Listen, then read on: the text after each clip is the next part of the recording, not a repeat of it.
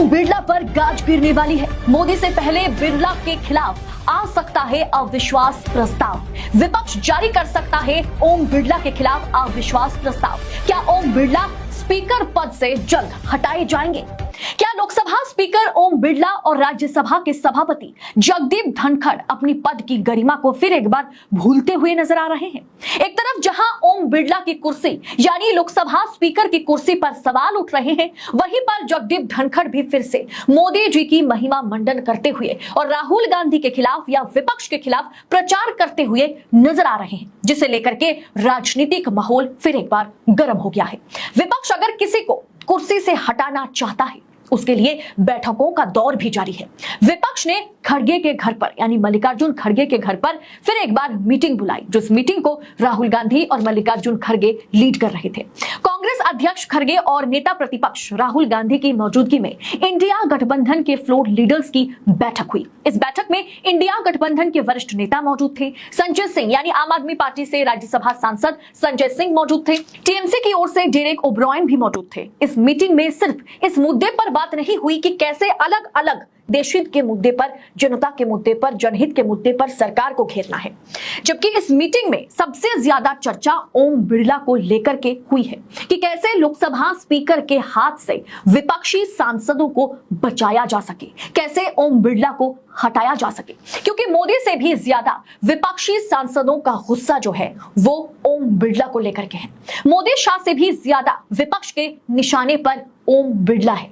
जब से मोदी जी ने ओम बिरला को फिर से स्पीकर बनाया, जबकि ये डिसीजन मोदी की नहीं बल्कि शाह की है कि ओम बिरला को फिर से स्पीकर बनाया जाए, तब से हंगामा सदन में शुरू हो गया है। हर विपक्षी सांसदों ने ओम बिरला का स्वागत तो किया, लेकिन साथ में उनको खरी खोटी सुनाई भी।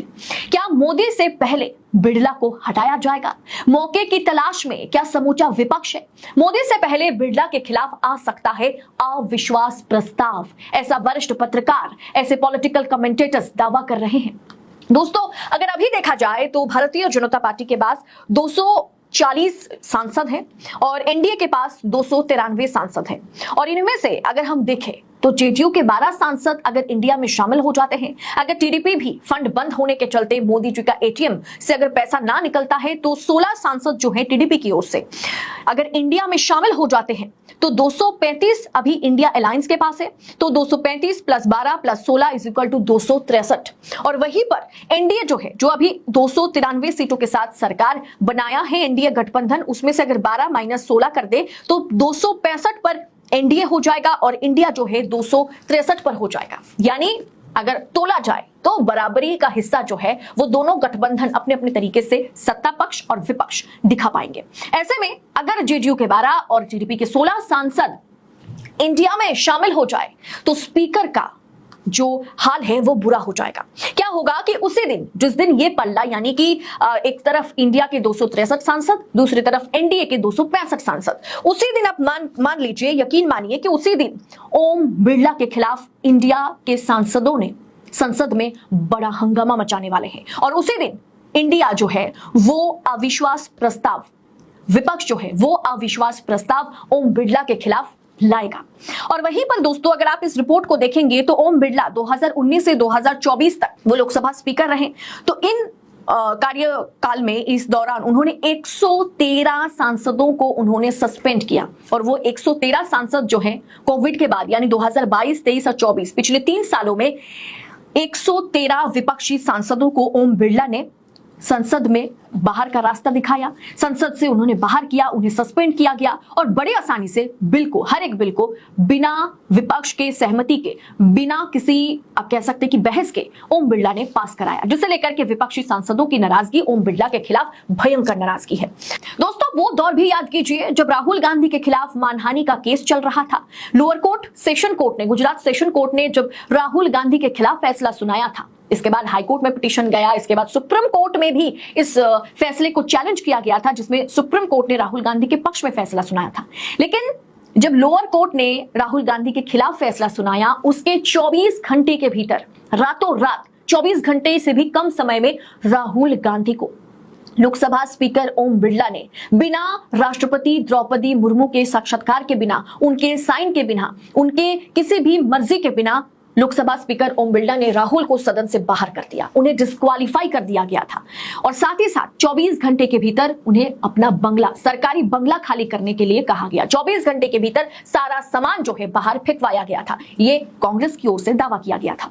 लेकिन वही राहुल गांधी सुप्रीम कोर्ट के जरिए फिर एक बार सदन में आए और उनकी डिस्क्वालिफिकेशन को, उनको जिस तरह से डिस्क्वालीफाई किया गया था उसे रातों रात फिर से जो है बरकरार करना पड़ गया। यानी ओम बिरला को बड़ा झटका सुप्रीम कोर्ट की ओर से लगा था। लेकिन 24 घंटे के भीतर राहुल गांधी को निस्तनाबूद करने की कोशिश करना, वो किसके इशारे पर ओम बिरला कर रहे थे, ये हर कोई जानता है। उसके अलावा दोस्तों, महुआ मैत्रा, जिस निजी संबंध के चलते उन पर बड़ा आरोप लगा था कि वो पैसा लेकर के, वो कमीशन खा के कहीं ना कहीं अडानी को लेकर के नरेंद्र मोदी को सदन में घेर रही है, इसीलिए उन्हें भी डिस्क्वालीफाई किया गया।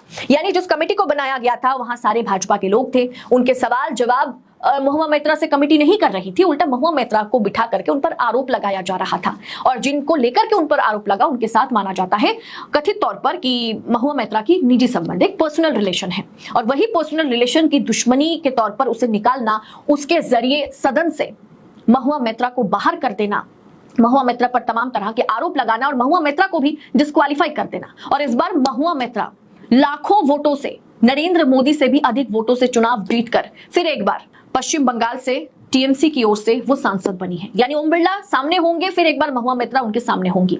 जिस महुआ मैत्रा को उन्होंने बिना पूरे कमेटी के जांच पड़ताल के उन्होंने डिस्क्वालीफाई कर दिया था, यानी जानबूझकर जो विपक्ष है, विपक्षी सांसदों को डिस्क्वालीफाई करना, उन्हें सस्पेंड करना, उन्हें सदन से बाहर का रास्ता दिखाना, इसमें ओम बिरला माहिर है। इसीलिए विपक्ष बहुत ही जल्द, इंडिया बहुत ही जल्द अविश्वास प्रस्ताव जो है वो नरेंद्र मोदी या सरकार के खिलाफ लाने से पहले, सबसे पहले ओम बिरला के खिलाफ विपक्ष जो है अविश्वास प्रस्ताव लाएगा और इसके जरिए विपक्ष बड़े आसानी से, अगर संसद में सीटों का बंटवारा थोड़ा आप कह सकते हैं कि बराबर का हो जाए, तो बड़े आसानी से संसद में जो है ओम बिरला का पत्ता साफ, बीजेपी से भी पहले ओम बिरला का पत्ता साफ जो है विपक्ष कर देगा।